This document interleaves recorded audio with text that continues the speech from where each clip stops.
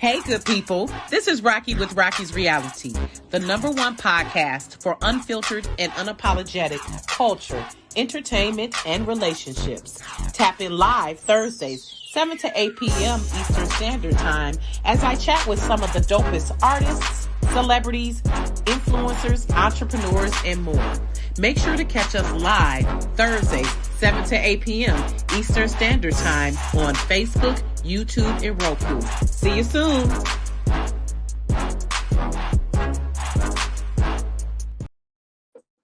Welcome to Rocky's Reality.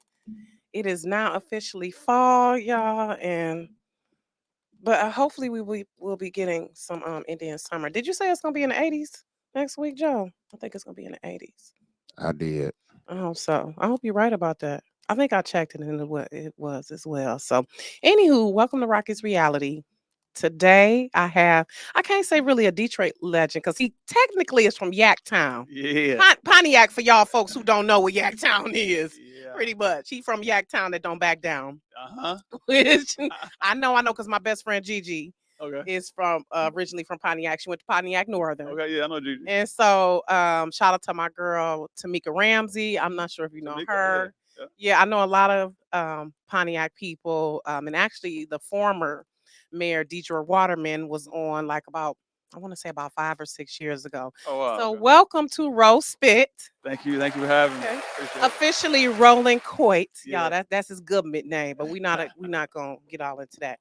But MC, DJ, entrepreneur, trendsetter, pretty much. I'll take that. And I love how you quietly be going about what you do. I can tell. Like you making noise, but you do it in a stealth way. That's what I appreciate. I peeped about you. You real chill. That's why I'm all black right now. I love it. I love real stealth, because and I had to, he was, we kind of we're in an urban area, y'all. The studio to Detroit is different. Studio is in an urban area. So I thank y'all for coming out and joining us. But we from the hood. Mm-hmm. So we get it. We get it. So welcome, Ro. Thanks for having me. Kudos to you, all the success that you've done. I always believe in giving people their flowers. And so I just want to give you your flowers for how you have just really set the benchmark for a lot of things. The collaborations you've had with the Pistons, with Jordan, just all of these. I mean, thank you. I appreciate that. Right. And he ain't too bad on the mic either, y'all. Yeah. So we gonna see a little clip later. Oh, okay. Is it Panera? Pronounce it for me. Oh, Panamera freestyle, maybe. Panamera freestyle. Panamera freestyle. Yeah. So we're gonna look at that clip, and then also we're gonna get into what he was doing with Sexy Red, y'all. Oh, what he was doing with Sexy Red. By the way, he's married, ladies. By the way, no, Sexy Red is my heart. She has my heart right now. I'm married, but it's not like in a sexual way. Right. Although her name is Sexy Red. Right. We gotta clear it up, because you know how people listen. You know how people do that soundbite like "Sexy Red is my heart," and people be done took that. Yeah, it'll be everywhere. Yeah. So, anywho, welcome, Ro, and I just want to ask from the start, how did you happen upon Rose Spit? Talk about how Roland turned into Rose Spit. So that's a long story, and it had other names before I got to that. Okay. Well, we got an hour, so give us the cliff notes. So I started as DJ Friction, and it was spelled like crazy, like PHRIKSHUN. That's how I spelled it. Okay. But when I first started in the late 90s, like 98, 99, you kind of had to have a name. It was like it was Method Man, and you know what I'm saying? So so I went with that, and then I started rapping in like 02, 03 or something like that. And then I just came up with the name Octane. And I never really liked it, but it was just something, right? So I was doing that for a minute, and then when I got the store in 07, bought the store in 07. And I was hanging. I mean, these young guys were hanging around. What store did you buy? Burn Rubber. Okay, which is in Royal Oak. The sneaker boutique in Royal Oak and streetwear, right? Yeah. Okay. Yeah. And all these young guys were hanging around the store, right? Come to at the time they were just young guys, but those guys are like Big Sean, Early Mac, Mike Posner, Dusty McFly, like these guys were just even Key Wayne, you know what I'm saying, like people like that. So they were all just hanging around, and then I ended up having a studio in the store, in this small store, like 600, 800 square foot store. Wow. So we used to record there, and one day I was just in there, and I was kicking it with my man Earl Mack, and he called me Unc. He's like the first person to call me Unc. You know what I'm saying? And was you old enough to be an Unc then? I mean, nah, but I guess I was. To him, still. you know what I'm saying? And he was like, Unc, why your name Octane? I'm like, man, because, and I gave him this story that I had, whatever, you know, just to make it make sense. And he was like, man, that's weak. And I was like, thanks for telling me that. I mean, like I knew that, but sometimes it takes somebody. Yeah. And you know the kids ain't gonna hold you up, right? They not gonna hold you up. Kids gonna let you know. He like, man, that's weak. And I'm like, I know it is, but what else I'm gonna call myself, right? And then my man, I think my man Low Sport was there too. And we was just talking. He's like, you know, most people names are what they people call them, right? Growing up or just even at the moment. Yeah. So growing up, it was Roro. That's not a cool rap name. Mm-mm. And then but at the time, because I rap, my boys called me Spit. Because I spit, you know what I'm saying? Mm-hmm. And then I just put the row on it, so Row Spit. Okay. Yeah, okay. and that's kind of how it came about. Yeah, and it's definitely like distinct. When Yeah, you hear that, yeah. you like, oh, Rose Spit. And it's crazy. Over the years, I met this guy named I was in Texas at a show, and this guy came up to me. His name was Alexander Spit.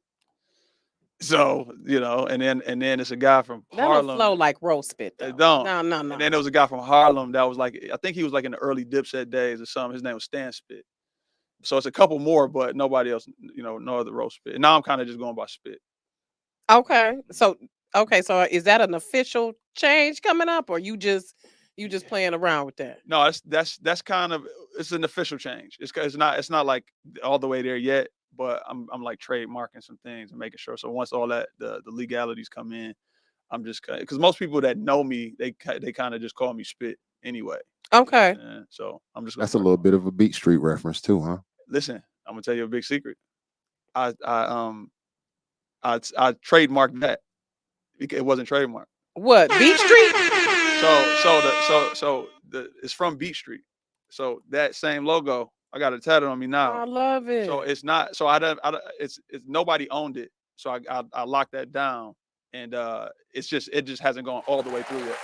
So I haven't started using it yet. But I got it tatted on me, whatever. But yeah, that's all straight Beat Street Spit. I love it. I love it. Taking it back to the old school. That's crazy. You caught that though. I love it. Yeah. Thank you, Joe. Yeah. Thank you, Joe. Okay, because I remember Beat Street, but yeah. So it was. I'm a hip hop fan, y'all. For real. Yeah. So fan of you as well, by the way, bro. Thank you. But the antagonist on there, because it was like, you know, about graffiti and like all the different forms of hip hop, and so they would do these big murals, and then this one guy would like come from he was like living in the sewers, and they would finish this beautiful mural, and then he would just write Spit on it, and then that would be it. And then you know, you gotta watch the movie, but he was like the antagonist in the movie, whatever. So I'm gonna have to watch it again because I probably watched it because B Street is like from what 85, like 86, if not before. Joe, like it was like one of the first hip hop movies. Right. Yeah, because it was around Breaking 2, all of those. It's on Tubi. Okay. It is. Breaking 2 is or Beat Street? Probably all of them. Okay. But I just watched Beat Street again not too long ago, you know, just because I've seen it years ago. Right. That's what I'm saying. I need to refresh that and Crush Groove, all of those. I need to refresh. I think all of that's on Tubi. I love it. Ooh, yeah, and we're going to get into Tubi, how that's another thing that has just taken off, and I love it. So you've been on the stage with Eclipse, Wale, Talib Kweli, DJ Premier. Listen, DJ Premier.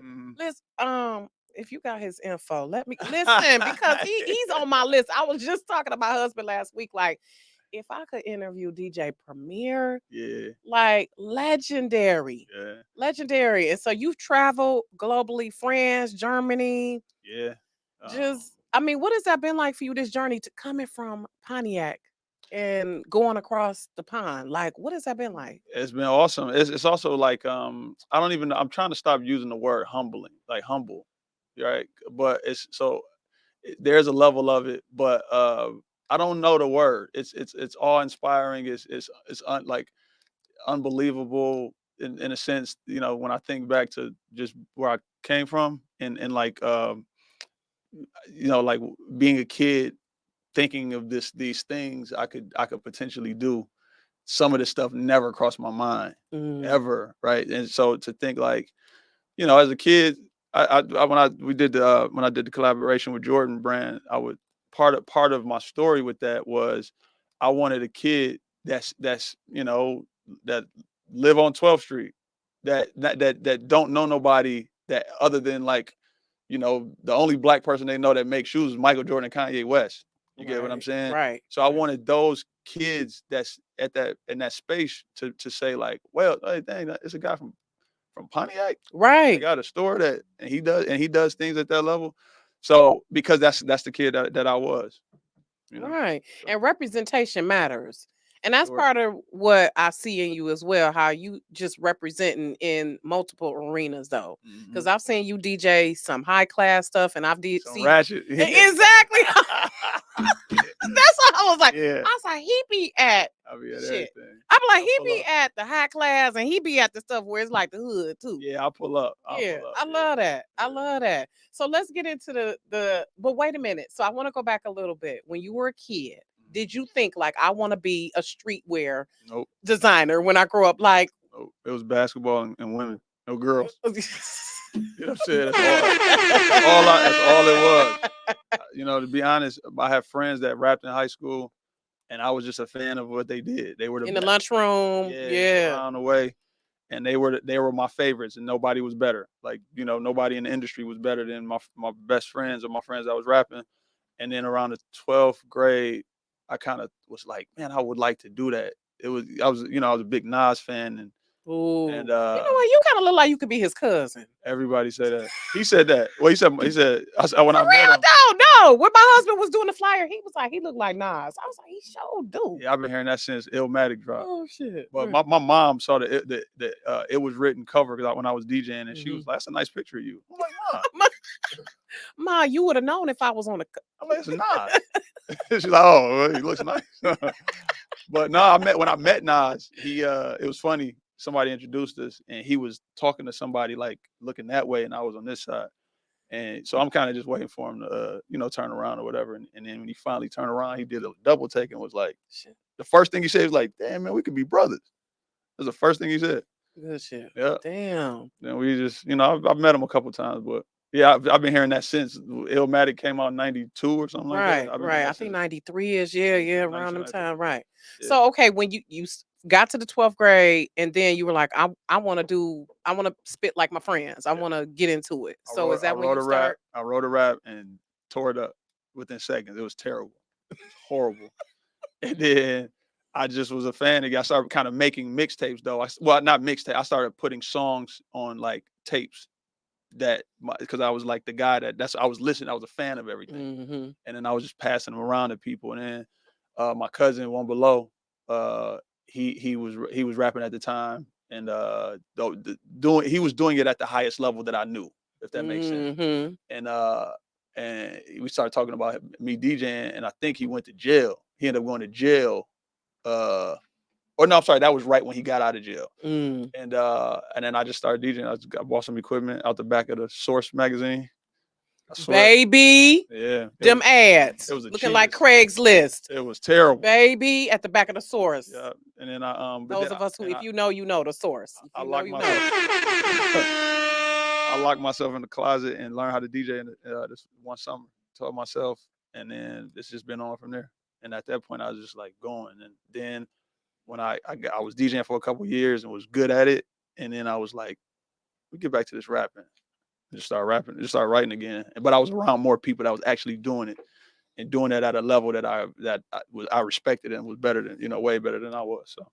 So what appeals to you more, emceeing or spinning or being a DJ? Because you're pretty good at the DJ thing. I have to say, when I went to the last year at the Detroit the movie awards. Crazy. I cut up that. When Ron Dance was cutting up. That's my man. I was drunk as hell. Like, oh, yeah, we had Bro Spit is up there, and at that moment, I said, oh, I gotta have him on the show. Yeah, I gotta have him on the show. I said, he's turning it out. Let me tell you the crazy thing. I'm a DJ at heart. So like rapping was never it's all like the cherry on top. I never considered myself a rapper or MC, so I don't care that you think you better than me. I don't care that if you are better than me. I'm a DJ. So I've always looked Mm. at myself as a DJ that rap. Other people don't, and I know that. You know what I'm saying? Whatever, but you know, Interesting. I always look at myself as a DJ who raps. Okay, always, interesting. even to this day. Like, whether I'm on a song with Royce the 5'9" or whoever, Guilty Simpson, Big Sean, like whoever I've ever been on the song with, it was like, y'all gonna do what y'all do, but I don't even care because I'm gonna do what I do, and at the end of the day, I'm a DJ. So I'm DJ first. yeah, Okay. and now as I'm getting older, I'm more DJing than rapping. No, you know what I'm saying? Okay. Cause yeah, you fire at that. I was at that Detroit Music Movie Awards, and shout out to Darren Brown, by the way. Yeah, I wish the one this year would have happened. Something came up. I don't know exactly what, but I was looking Yeah, forward to it. cause you and Ron Dance and y'all make a good combination. I see y'all do a lot of things. Shout out to Ron Dance. I see y'all do a lot of things. Yeah, that's my partner. He's my Around. partner in the entertainment side of things. So I like love it. it's like on some Jazzy Jeff and Fresh Prince. Like he's the I'm the rapper. I'm the rapper. I'm the DJ. He's the The rapper. rapper. Okay, You know what I I'm saying? love it. I love it. So wait a minute, who did you model yourself after? Just overall, or Yeah. just as an MC. Well, as a DJ specifically. Well, my favorite DJs are Biz Markie, Oh, rest Jazzy. in peace. Yeah, rest in peace. Jazzy Jeff, and I really like D Nice. I really like D Nice. So as like party DJs, Mm-hmm. that's who I always kind of modeled myself as a just overall. I always it's like it's like Russell Simmons, Jay and Dame, just like that. Even like if you start thinking of Carl Kanai and Oh. all the black owned cats that came up in that era, Diddy, you know what I'm saying? Like the people that did what they wanted to do and was able to walk into a business meeting without a suit on. Mm. That's who I steal from all of those people. I love it. I love it. So let's talk about that as far as collaborations, because Jordan, Mhm. the Pistons, how did that come about? Because I love how you obviously you might not have had to walk up in those boardrooms with a suit. You could have been like this Yeah. because of that talent and that gift that you're bringing. So talk about how those came about. First, the Jordan project came about. I think, to be honest, And it's he designed a shoe specifically reflecting Detroit, y'all. yeah. By the way. Uh, to be honest, I think it just came from years of hard work and it's kind of setting a goal for myself and manifesting with because you can manifest something specific, but you can also just manifest uh for greatness or whatever, or just like like a I don't even know the word I'm trying to say, but just something, just being in the space. Mm-hmm. So and you just like you think, Elevation. yeah, you like Yeah. you think it, you fix your mouth to say it, and you believe it, and you just work towards it.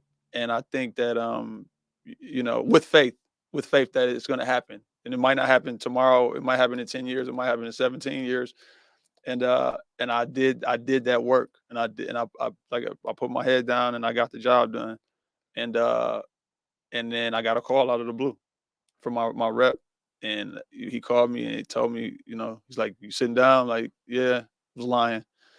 And he Right, was was that the one where you almost hung up on him? oh, I did hang up on him. I did hang up on him, and he called me back. He's like, "Nah, you got it, bro." I'm like, I was like, I'll call you back.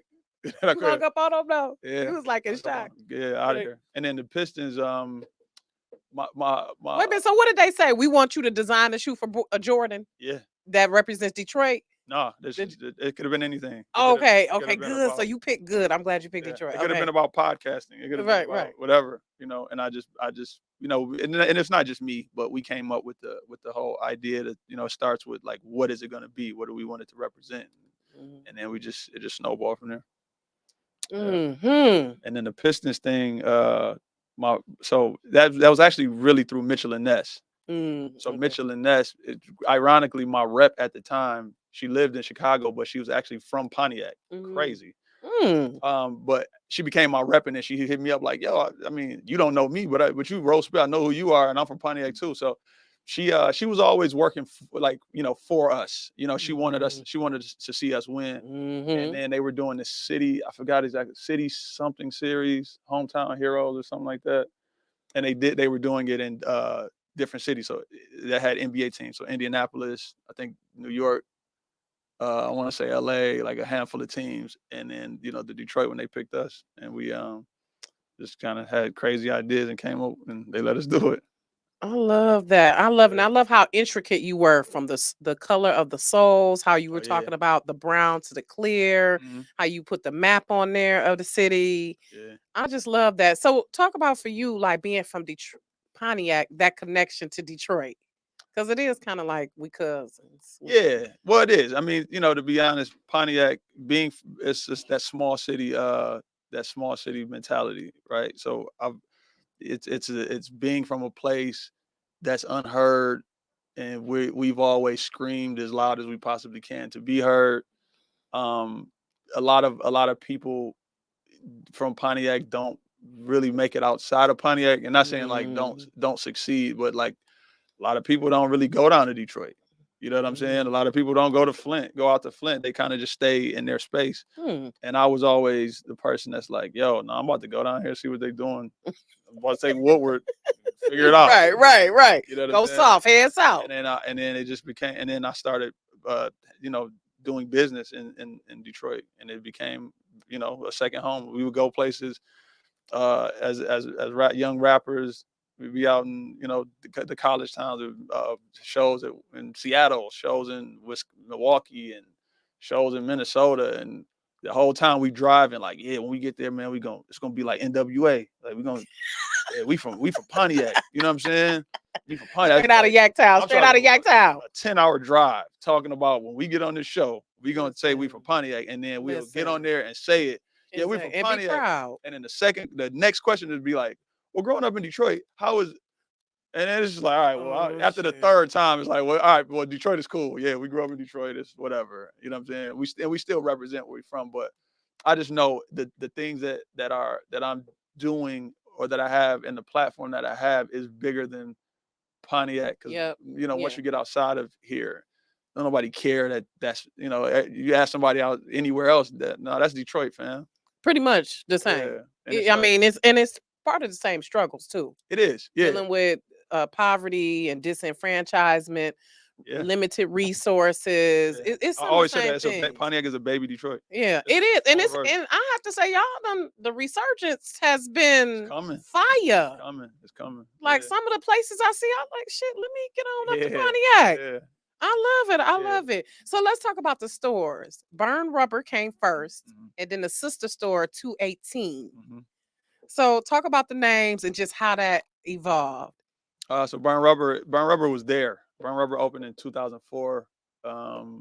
They had old owners or whatever, and then they ended up getting promoted or something and was selling. And then we bought it. We purchased it in 2007. And from that point on to, whenever we everything of Burn Rubber is probably because of us. You know what I'm saying? So everything that from, the Jordan was the most recent shoe and the biggest shoe that we've done, but we've done probably like almost 20 pairs of shoes between Reebok and New Balance. Custom made? Yeah, design. When you say us and we, who are you referring to? Because obviously you got some partners. No, the store. So I did have a partner, and up until like 2015. Okay. But when I say us, I'm just saying us as a store. And once again, it's not like it's not all me sitting in a room. Just I have like a design team. I have marketing people. I have people. So, and I try to do my best not to take all of the credit of all the things, just because so many people that helped me to be what I am. Okay, cool. So, okay.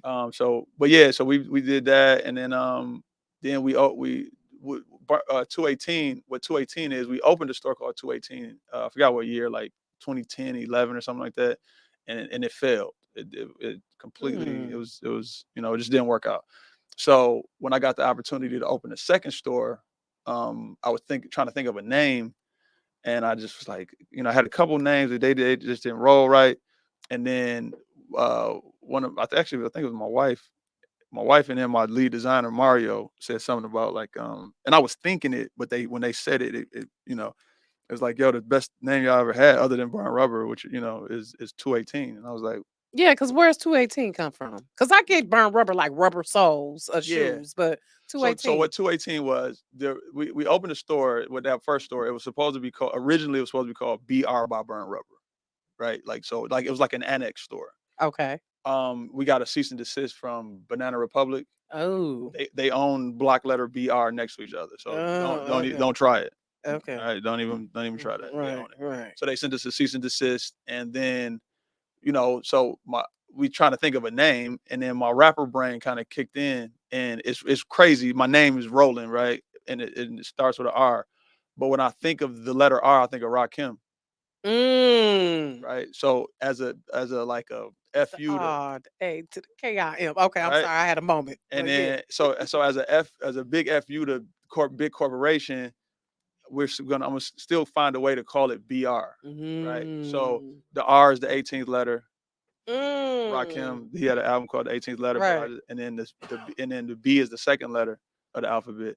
So second and 18 sound like something about on the football field. So I just changed it to 218, and then so it's still BR.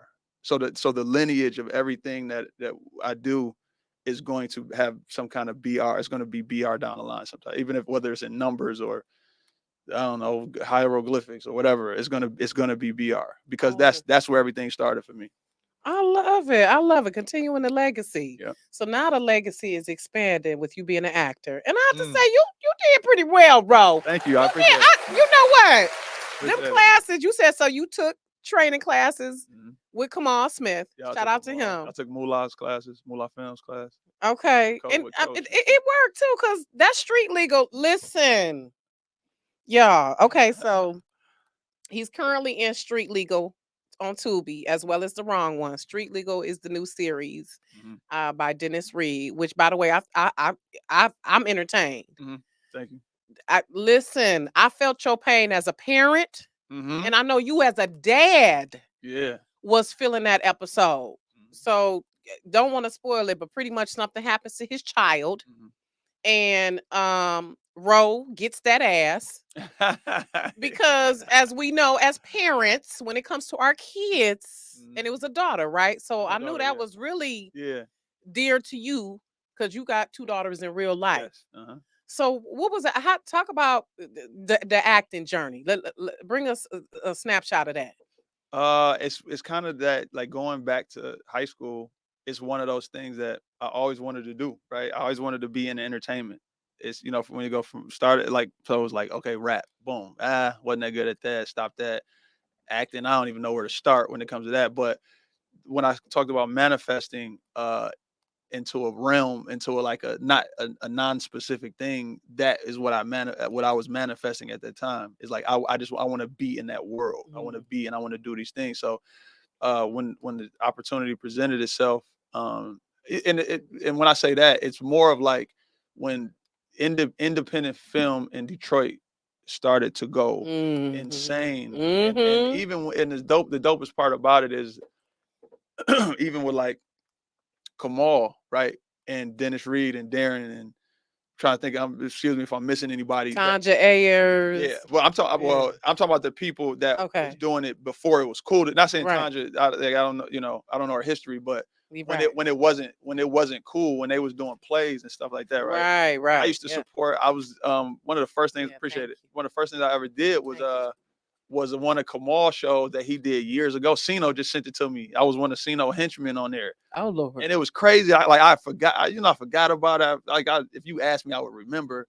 So I've been doing it like here and there for a long time. But at that time it was like, yeah, come on, I'll pull up, and it wasn't serious.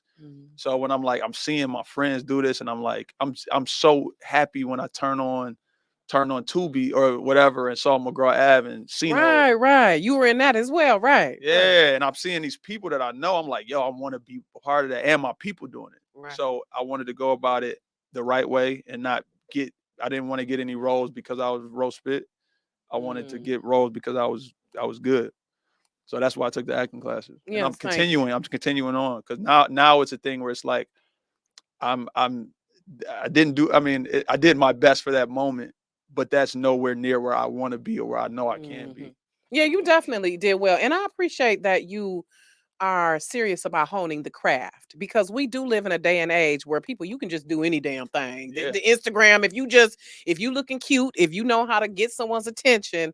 But I appreciate how you were like, no, I want to do this right. I want to, make sure that I'm not just, like you said, just going off of my name, that I'm actually using my talent. So what did you tap into for that role? And if y'all have not watched it, I believe he's the very first episode. Yeah. And I was like, okay, this is really good. And that twist at the end, I was like, oh shit. Crazy. I was like, when it started to unfold. So what did you tap into? Because I could tell some of them moments you were really into it. I was like, damn.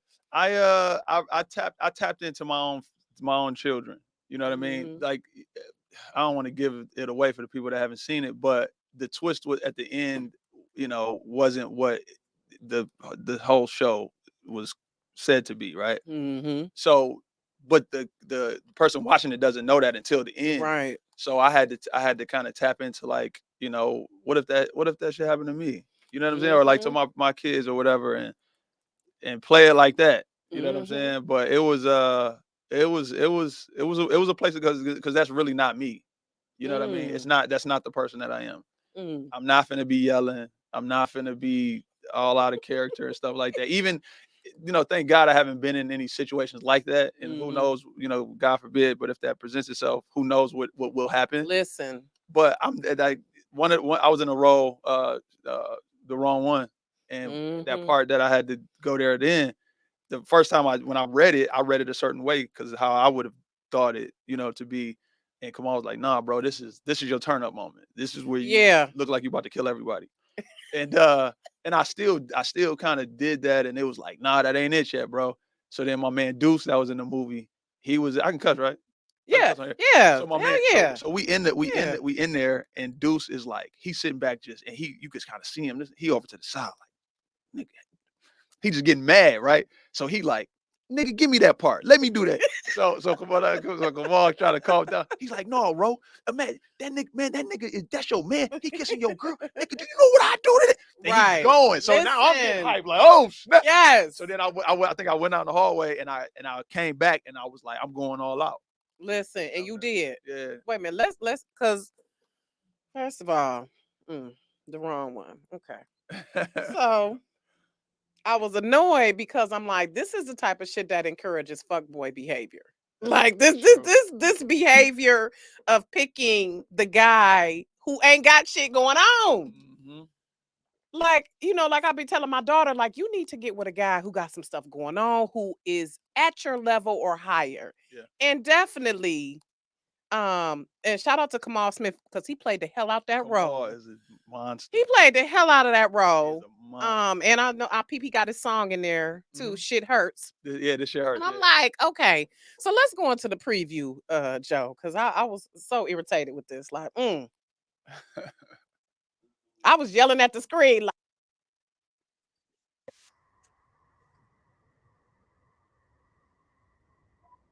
I saw the sexiest woman I ever saw in my life. And she started talking to me. I couldn't believe it. What exactly were you daydreaming about, ma'am? Nothing, work. Girl, who you think you're talking to right now? Exactly. Mr. Naeem got her little head gone. I never wanna feel again. Something so real again. Is this really who you are? Like, is this your representative? Hey, I was just out with this girl last night. You don't think trying to see her the very next day is hating the whole movie? Make you seem like depressed? Hey, what are you doing here? He thinks there's something going on with Zay. Really? Like what? Shut up! Shut the fuck up. I'm sorry. Get your mind right, Zaya. And fast. 2 months ago, we fell in love and you told me, no, you promised me that you would not let harm come my way. It just was a moment. Ryan, you don't want these fucking problems. Let's just make sure. You see, I was under the impression that we already had a problem. you know what? Still get chills. Listen, the East Side in me, the East Side gangster in me was like. And you know the dope thing about that, and it was two things that's a testament to Kamal. That the whole time leading up to that, even when we were promoting it, that looks like I was the bad guy.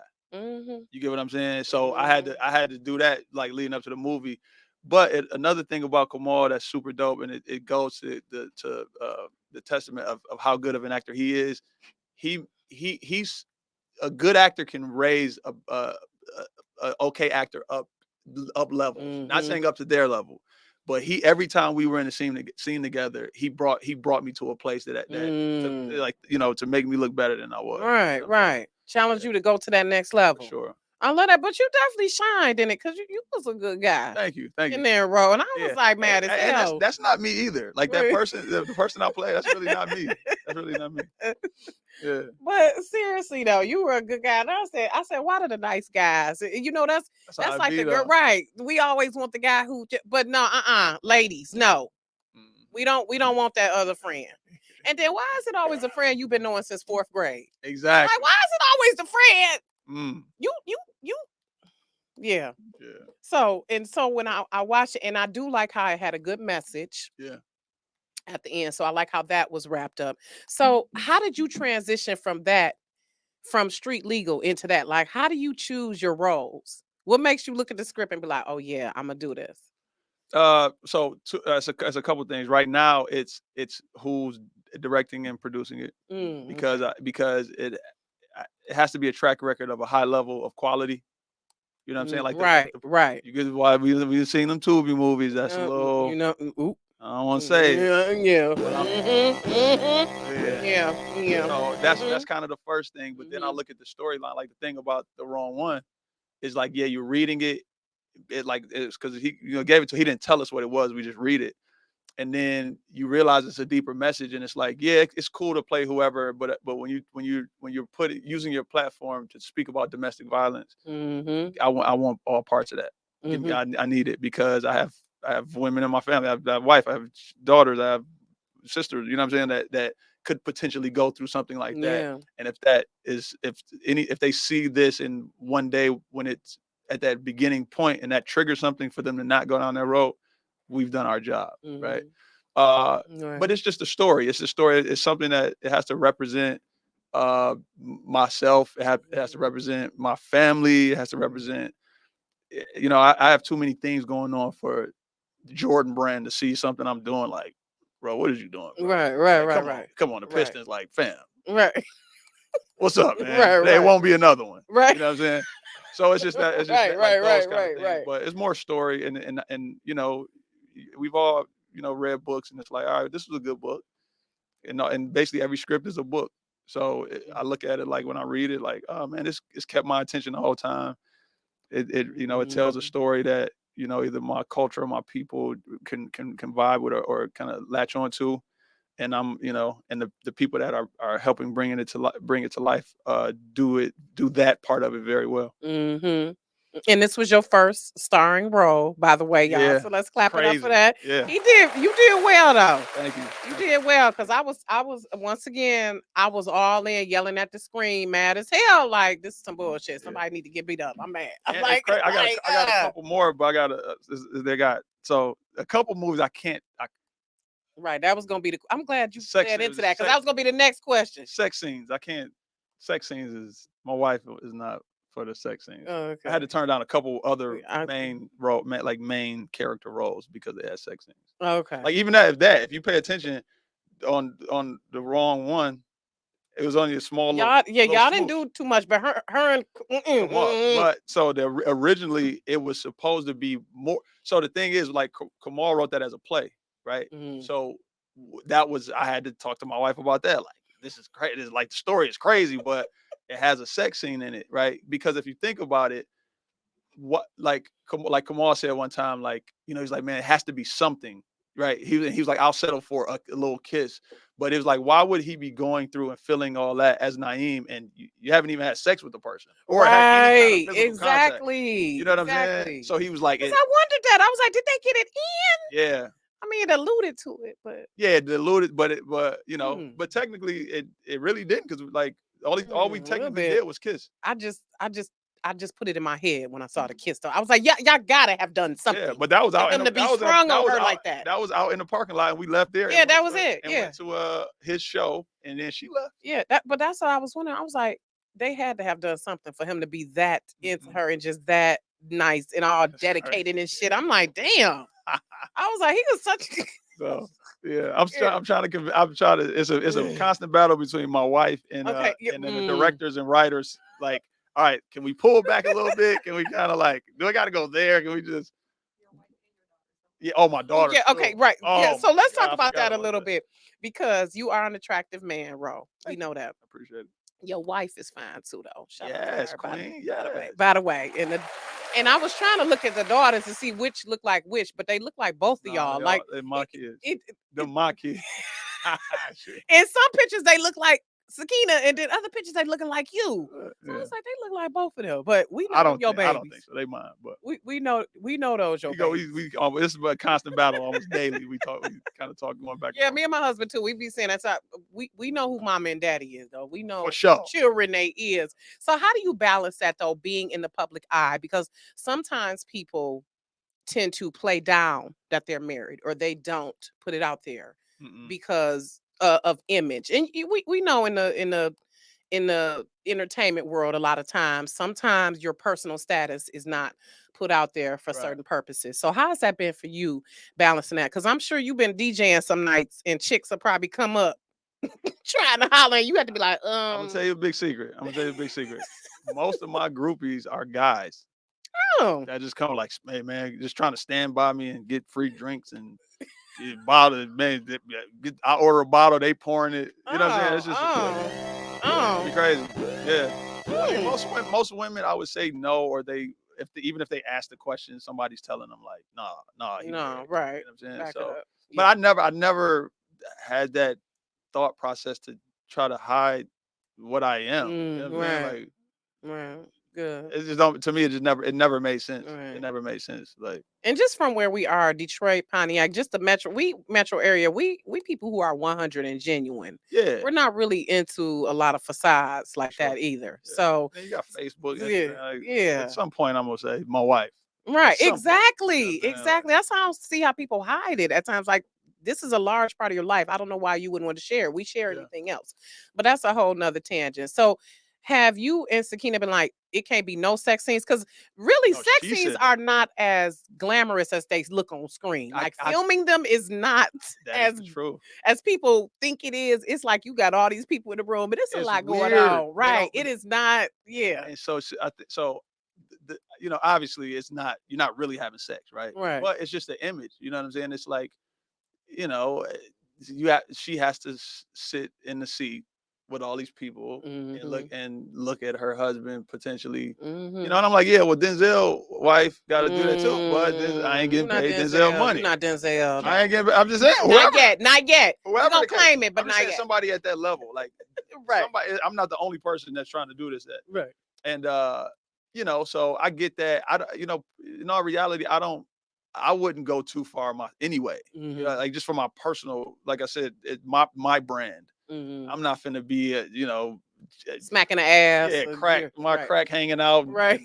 The sheets going down fast and see it. You know what I'm saying? Like, I'm not. Right. My kids got to go to high school and junior high school. That's true. You know, so you know, it would only be a certain level. It would be under in a certain taste level. You know what I'm saying? Anyway. Right. So we'll see. But the dope thing about the whole Tubi thing for me is that I don't want to say this the wrong way. I don't need it. I'm doing it because I want to do it, right? So some people are like, yo, I need that bread, I need that money, or I need that. I'm trying to do this, so I'm trying to. With me, it's like, nah, it's like, it's cool. It's what I want to do, and I'm going to do the best I. But I'm not. There's no soul to sell. Right? Oh, I love it. You can't pay me enough money to do something that I don't want to do. Listen. So I wanted to bring up the clip. Let's talk about the Sexy Red a little bit. The Sexy Red clip. Joe, let's bring up this clip right quick. Yeah. And you just looking like, yeah. I'm here. Let's bring up that Sexy Red right quick. I know she like the hottest thing. SRTs, nigga, come pull up on me. Yeah.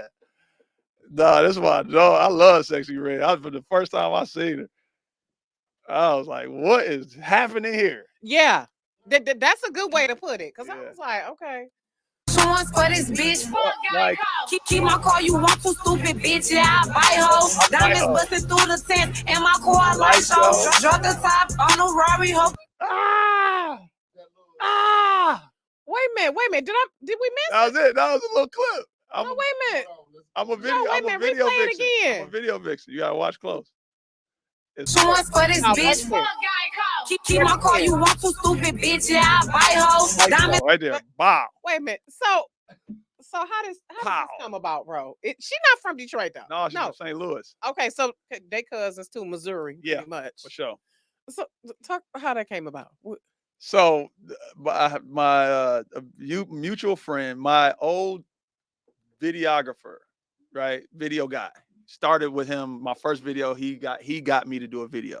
He went on to be like Fabulous's video, camera guy for, like currently, but he's worked in the industry with Diddy and Wiz Khalifa, like everybody. So he kind of took it to a level.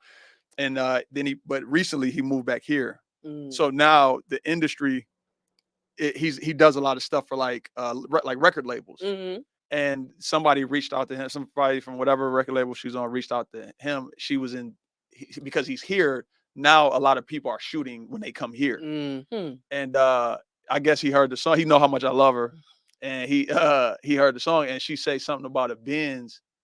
Fuck Geico, and then she said something, whatever, right? So he was like, yo, he know I just got my car. He like, yo, when she come to town, we shooting this video. I want you to pull up, and I'm gonna get you in the video, and you're gonna get to meet her. And I'm like, where's it at? Right? This is I'm telling, we are in the deepest part of Southwest Detroit. I mean, I'm looking around like we not in Kansas anymore. Like it was crazy.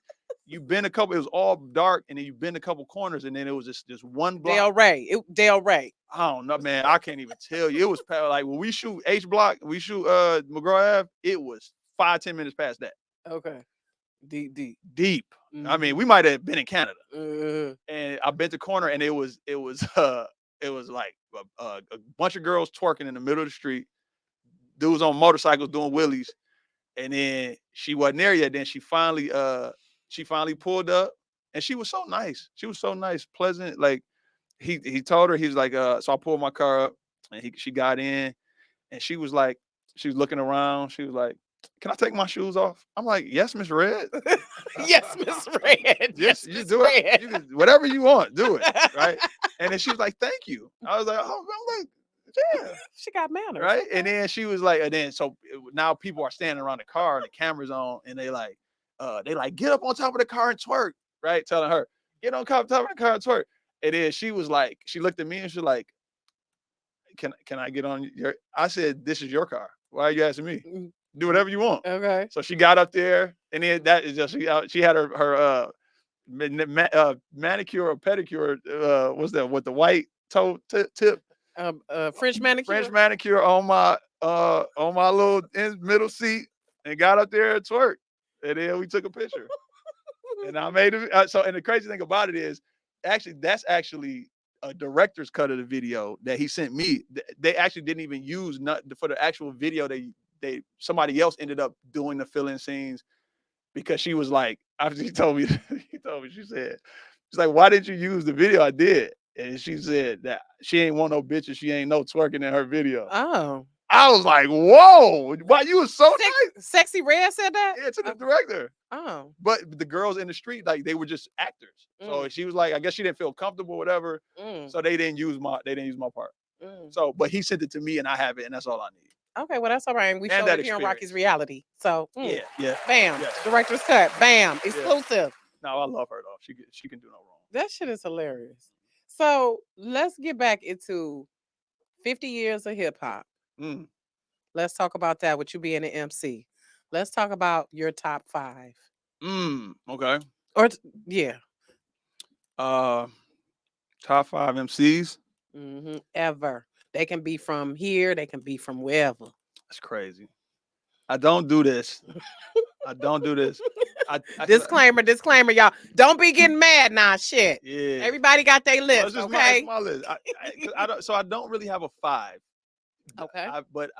I guess some who have influenced you. Yeah, but no, not even influence. So my top, I'll give my top 2 is Jay-Z and Drake. Jay-Z and Drake. He can do no wrong. Drake is slowly inching up towards and past Jay-Z to me. What? How? He's just. Oh my God! How sway? He's just good. He's good. He says everything that your mind can think to say, and he says. Do he write it? Does he really say it, or somebody else? So the thing is, I really don't care. We know Jay-Z is. Yeah, but I mean, I liked Bismarck. He didn't write nothing. Okay. I liked. There was a lot of people. I like Dr. Dre. I like Easy E. That's true. So that doesn't do any. And the thing is, even if they did, his delivery and his performance of it is so far beyond what they do. And I think and being in the industry, I know that's the standard.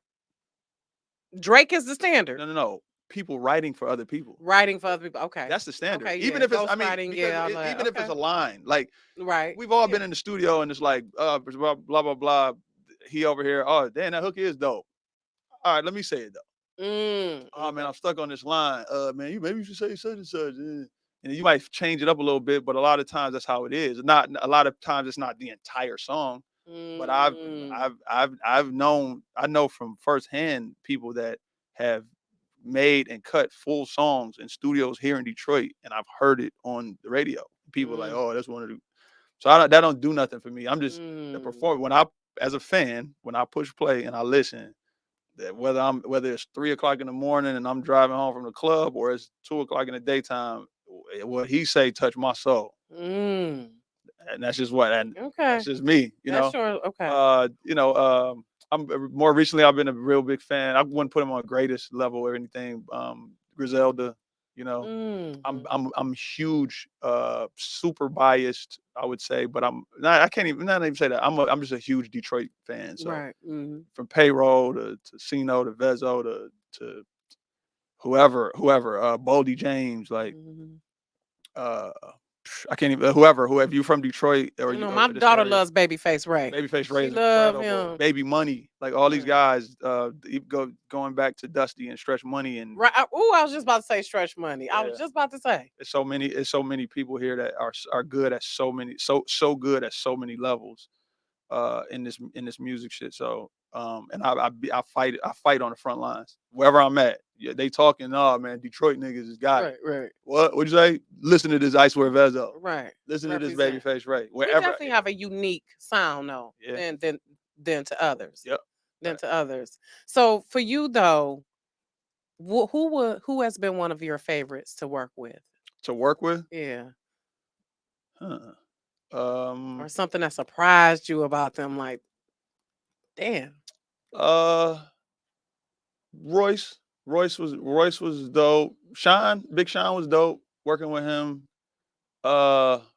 People like Bun B was fired. Like, a lot of times. So, and I'm not even. It wasn't even in the studio. It's just the fact. Like, it's like you hit them up and it's coming right back. It's not like 3 years went by or Sean was one of the first people.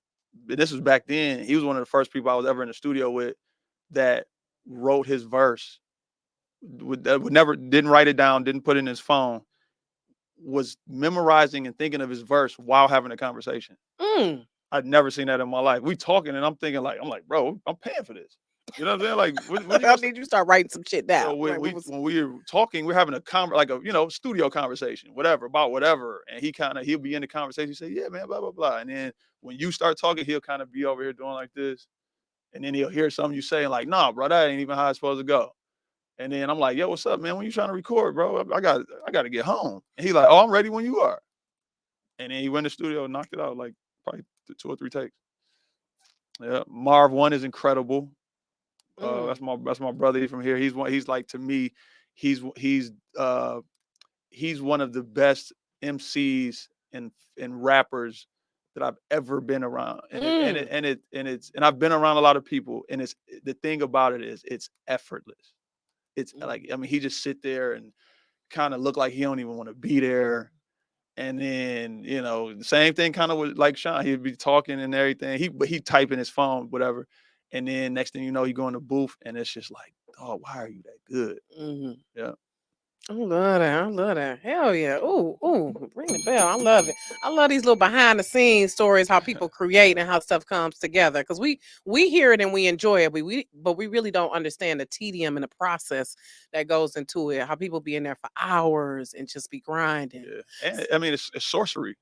If you really think about it, it's something that's what I love about art, and and not just rapping and MCing, but just art in general. It's like when they say it started from nothing, literally started from nothing. So a thought became some music, and something that people dance to all over the world, or just listen to and got through. I'm here today. I didn't kill myself because I heard this. Right. You inspired me to go back to school. You inspired me to want to start rapping. You inspired me to want to start designing shoes. Yeah.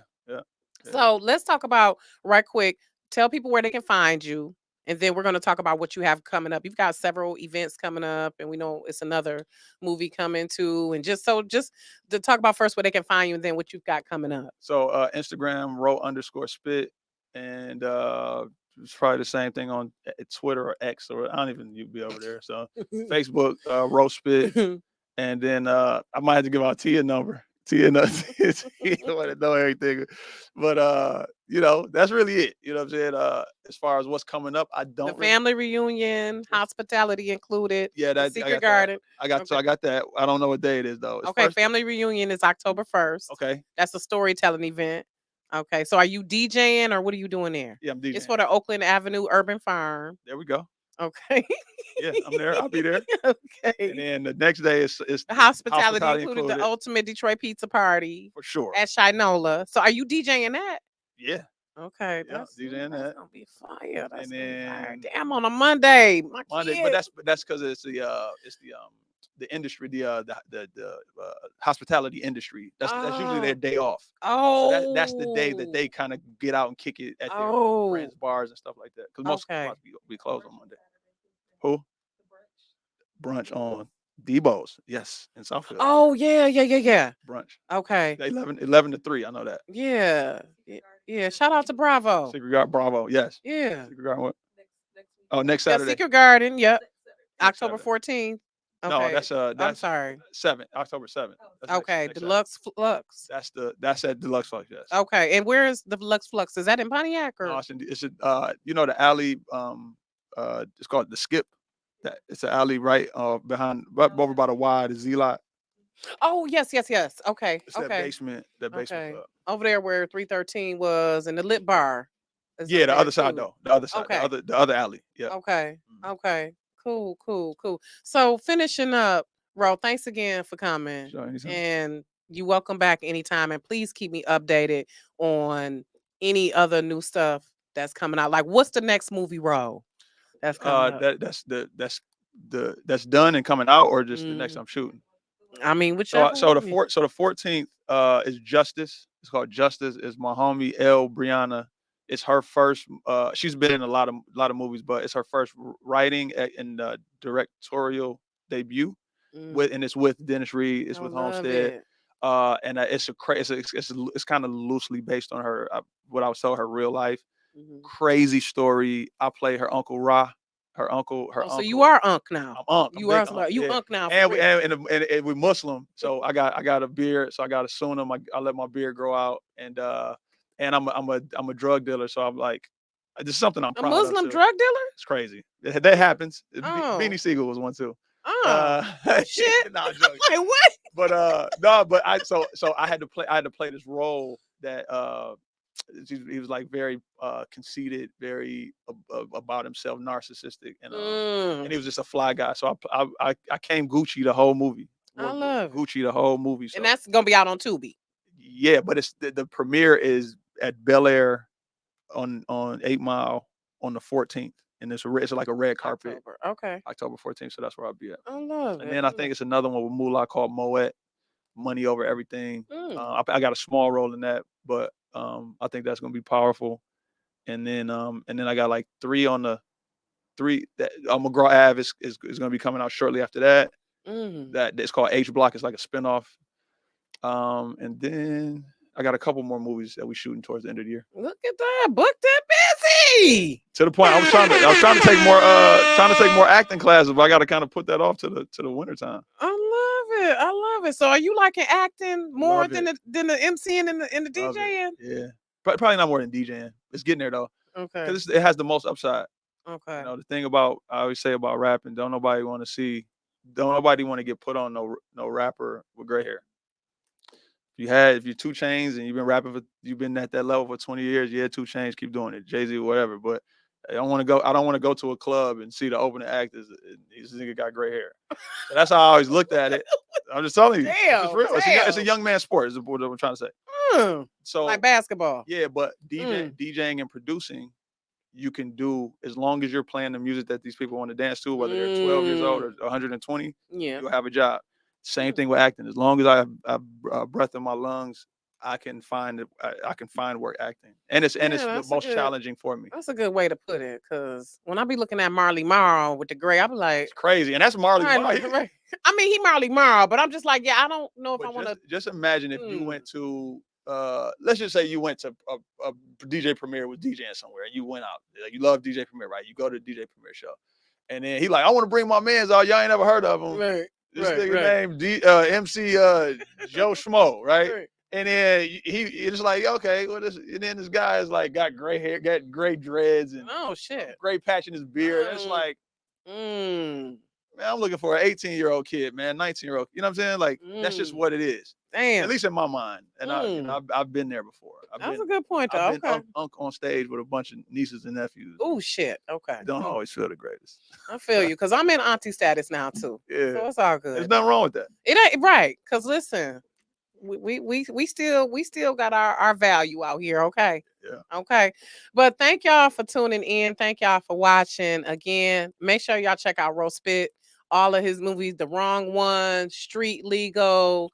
Quick Money. It came out in like March. Okay, so all of those on Tubi. Those are quality Tubi productions. For sure. By the way, we can guarantee. We know sometimes it be a little Q rated on there. Yeah. So, but these are A1. So thanks again to you, Ro, and thanks everyone for watching Rocky's Reality. See you next time.